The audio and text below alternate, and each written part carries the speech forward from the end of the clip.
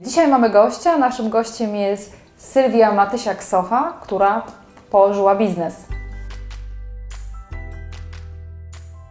Sylwia, powiedz nam o swoim biznesie. Co to był za biznes? Jak doszło do jego powstania? Była to pracownia marzeń. Pracownia marzeń, która była spełnieniem moich marzeń. Czyli coś, co powstało przy okazji urlopu macierzyńskiego. Firma, którą chciałam jakby tworzyć w domu. Czym się ten biznes zajmował? Były to dekoracje okolicznościowe, czyli girlandy, winietki, piki do potraw. A skąd wiedziałaś, że jest rynek na tego typu produkty? Ja nie mogłam znaleźć dekoracji dla mojego dziecka na pierwsze urodziny i stwierdziłam, że wszystko jest z Kubusiem, Puchatkiem, Myszką, Miki i musiałam znaleźć coś fajnego, coś nietypowego, aby uczcić tą imprezę. Ale Ty mi mówiłaś, że chciałaś bardzo, żeby to była nisza. Oczywiście i to była nisza, niczego takiego nie mogłam znaleźć na rynku, więc szukałam czegoś, co jakby mogłoby zaistnieć, tak, na rynku, coś nowego. Ja widziałam Twoje projekty, bo obserwowałam Facebooka i one mi się bardzo podobały. Przyznam szczerze, że z zaciekawieniem oglądałam te Twoje projekty i myślę sobie, fajny biznes. Czy to był fajny biznes? Fajny mógł być, ale gdyby nie to, że popełniałam wiele błędów. Dobrze.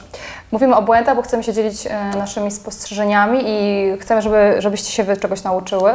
Sylwia, po kolei. Jakie błędy popełniłaś, bo produkty były fajne. Gdzie były te błędy, które popełniłeś, które spowodowały, że ten produkt się nie sprzedał? Przede wszystkim, tak jak wspominałaś, ja szukałam niszy i wymyśliłam sobie coś tak bardzo nietypowego, coś czego nie było i zbyt wiele musiałam inwestować w reklamę, w edukowanie mojego klienta, co konkretnie ja robię, bo każdy patrzył fajne, ale nie wiem, co to jest. Nie wiem, do czego to nie wiem, do czego to jest.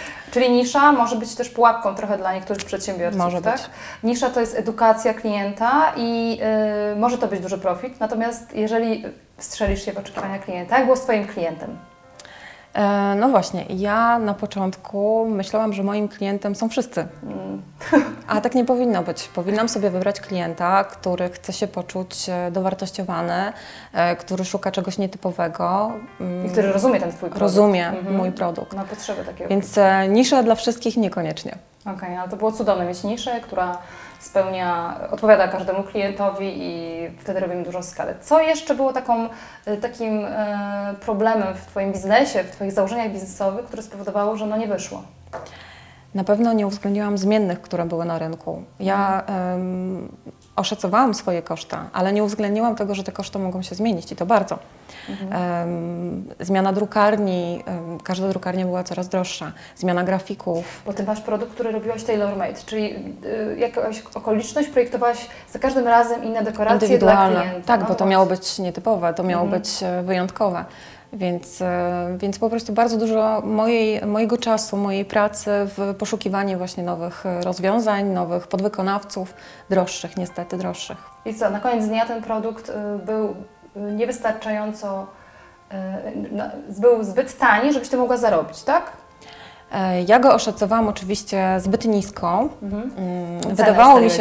Wydawało mi się, że powinna ta cena być na tym pułapie. Nie podnosiłam jej celowo, bałam się troszkę, że jakby stracę klientów, tak? A niepotrzebnie powinnam podnieść cenę i pokazać, że ten produkt jest bardzo wartościowy, jest z dobrych. Tak, nie dla wszystkich, dokładnie. I on jest z bardzo dobrych komponentów stworzony. On wymaga pracy, bardzo dużej pracy, więc to był mój błąd. Jakie jeszcze inne błędy popełniłaś przy zakładaniu, przy prowadzeniu swojego biznesu? Klient, rynek, znaczy klient, niedoszacowanie kosztów, co jeszcze? Zbyt dużo inwestowałam. Za bardzo się też rozdrobniłam. Czyli nie sfokusowałaś się na jednym produkcie w sensie, żeby go powielać, tylko za każdym razem to był nowy projekt. Nowy projekt, ale też dodatkowo oprócz tego, że robiłam dekoracje, chciałam z tymi dekoracjami wejść do mieszkań, na imprezy, tak? Chciałam te imprezy organizować. Czyli chciałaś robić dekoracje i jednocześnie imprezy, tak? Czyli za dużo. Za dużo. Co Ci zostało po tej Twojej firmie, powiedz mi? Bardzo dużo pięknych rzeczy, które czekają może kiedyś na jakąś okazję lub które kiedykolwiek będę musiała sprzedać. Czy ten biznes miał szansę powodzenia? Być może tak. Natomiast Ciężko jest przewidzieć te czynniki, które ja przechodziłam, bo była to nisza.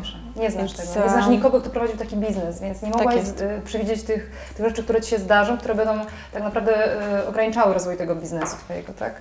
Tak. Sylwia, położyłaś biznes. Tak jest. I się śmieję znowu. Tak wygląda szczęśliwa osoba, która położyła biznes. Ale wyciągnęła wnioski. Ale wyciągnęła wnioski. No właśnie, powiedzmy Sylwia o tych wnioskach. Czego Cię nauczył ten Twój pierwszy biznes? Czego się nauczyłaś?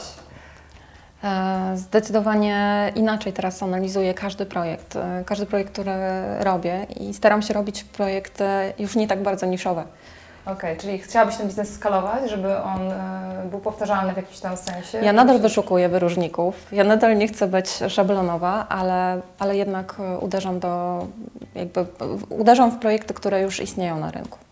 Ale inaczej już patrzysz na klienta docelowego, inaczej patrzysz na niszę, już nie jest Twoim takim światełkiem, do którego dążysz, że to jest jedyna rzecz, to nie jest jedyny pomysł na biznes, żeby szukać pomysłu na biznes w niszy, tak? Tak.